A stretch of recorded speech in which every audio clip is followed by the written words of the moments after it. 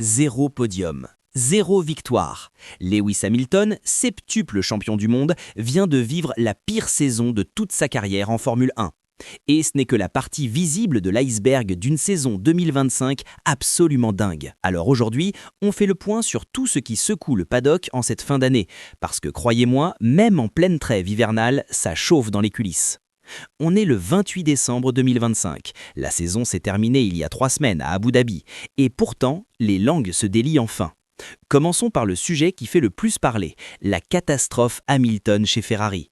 Les chiffres sont tombés et ils sont brutaux. Face à Charles Leclerc, Lewis accuse un déficit moyen de 2 dixièmes et demi en qualification. 2 dixièmes et demi. Pour vous donner une idée, Carlos Sainz l'année dernière n'était qu'à 3 centièmes de Leclerc. Ferrari a donc remplacé un équipier quasi égal par un pilote actuellement largement en retrait. Matteo Toginelli, le responsable technique de la Scuderia, a tenté de calmer le jeu en affirmant que les tensions rapportées dans la presse ne reflètent pas la réalité interne.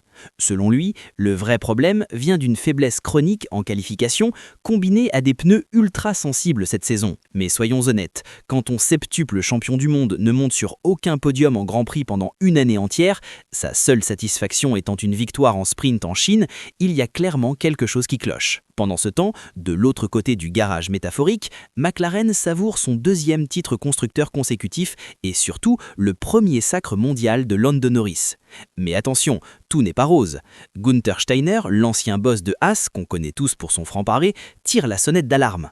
Selon lui, McLaren a pris un risque absolument énorme en refusant de désigner un numéro 1 entre Norris et Piastri. Le titre s'est joué à seulement 2 points face à Verstappen. 2 petits points. Et ça, c'est uniquement à cause de l'approche démocratique de l'équipe, qui a failli leur coûter la couronne. Steiner prévient, si aucun des 2 pilotes ne prend clairement l'ascendant sur l'autre en 2026, gérer cette rivalité interne va devenir explosif. Pendant ce temps, de l'autre côté du garage métaphorique, Max Verstappen, détrôné après 4 titres consécutifs, le Néerlandais ne compte pas en rester là. Plusieurs observateurs, dont Johnny Herbert, préviennent déjà Norris, Max prépare sa revanche et il reviendra plus fort que jamais. Et il aura un nouveau coéquipier pour l'accompagner, puisque Red Bull a officialisé la promotion d'Isaac Hadjar.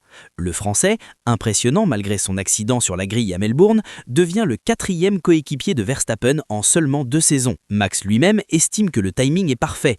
Avec le nouveau règlement 2026, Hadjar partira sur un pied d'égalité technique. Par contre, Verstappen n'a pas mâché ses mots concernant Liam Lawson, critiquant Red Bull pour ne lui avoir accordé que 2 courses avant de le renvoyer chez Racing Bulls. Beaucoup trop court pour évaluer un pilote selon lui. Du côté de Mercedes, George Russell affiche une confiance retrouvée pour 2026. Le Britannique pointe du doigt le concept zéro pod raté de 2022 comme origine des 4 années difficiles de l'écurie. Selon lui, les problèmes spécifiques à l'ère effet de sol actuel n'auront aucun impact sur la prochaine réglementation où les défis techniques seront totalement différents. Mercedes espère clairement retrouver sa domination d'antan. Et puis il y a Fernando Alonso. À 44 ans, l'Espagnol évoque ouvertement la possibilité que 2026 soit sa dernière saison. Son contrat avec Aston Martin expire fin 2026, après ce qui sera sa 23e saison dans l'élite. Fernando insiste, s'il prend sa retraite, ce ne sera pas par manque de compétitivité personnelle, mais parce qu'il aura atteint ses objectifs ou jugé le moment opportun. Chez Haas, Oliver Behrman a identifié les upgrades d'Austin comme le véritable tournant de leur saison. Le jeune Britannique a terminé la saison en dominant régulièrement Esteban Ocon en qualification, permettant à l'équipe de se battre pour la 6e place au championnat constructeur. Côté Mercato, les grilles 2026 sont quasiment bouclées. Red Bull avec Verstappen et Hadjar, Mercedes avec Russell et Antonelli, Ferrari garde Leclerc et Hamilton, McLaren conserve Norris et Piastri, Aston Martin continue avec Alonso et Stroll, et Alpine accueille Colapinto aux côtés de Gasly. D'ailleurs, Pierre se montre très optimiste concernant la collaboration avec Mercedes pour les moteurs 2026. L'équipe française estime être dans une excellente position pour le changement de réglementation. Ce qu'il faut retenir de 2025, c'est que la performance sur un tour est devenue absolument décisive. 90% des courses ont été remportées depuis la pole position.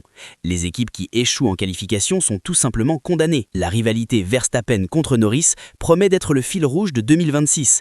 Si Red Bull et McLaren se retrouvent à nouveau au sommet, ce duel pourrait offrir l'un des championnats les plus intenses de l'histoire récente. Voilà pour ce point actu en cette fin décembre. La prochaine échéance sera la présentation des nouvelles monoplaces en février 2026, puis les essais à Bahreïn. D'ici là, les équipes bossent en coulisses pour préparer cette révolution technique.